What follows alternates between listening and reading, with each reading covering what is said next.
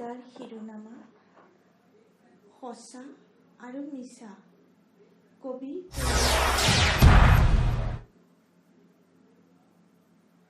তুমি দেখা সকলোবোৰেই সঁচা, তুমি দেখা সকলোবোৰেই মিছা।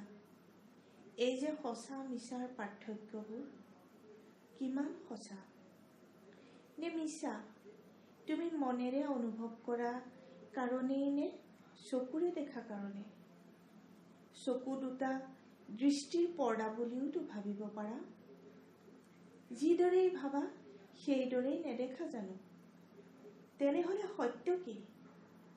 ৰহস্যৰ আৱৰ্তত বিজ্ঞান আৰু কলা কোন সত্য, মন নে চকু? তেজবোৰ ৰঙা সেউজীয়াওতো হ'ব পাৰে।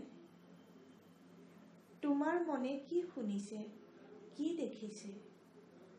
মহাভাৰতৰ যুদ্ধত অৰ্জুনে সন্মুখত সকলো আত্মীয়ক দেখি গাণ্ডীৱ দলিয়াই মূৰে কপালে হাত দি বহি পৰোঁতে ভগৱান শ্ৰীকৃষ্ণই কৈছিল, হে পাৰ্থ, তুমি মিছাকৈয়ে দোষ কৰিছা। তোমাৰ সন্মুখত থকা সকলোৰে মৃত্যু হৈছে। মৃতসকলৰ বাবে তোমাৰ দুখৰ অৰ্থ কি? তুমি কেৱল তোমাৰ কৰ্তব্য কৰা।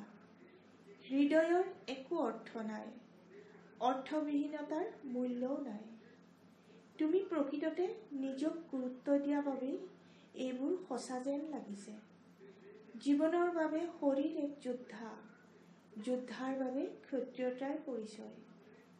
আবেগ অনুভূতিবোৰ যোদ্ধাৰ প্ৰাচীৰ।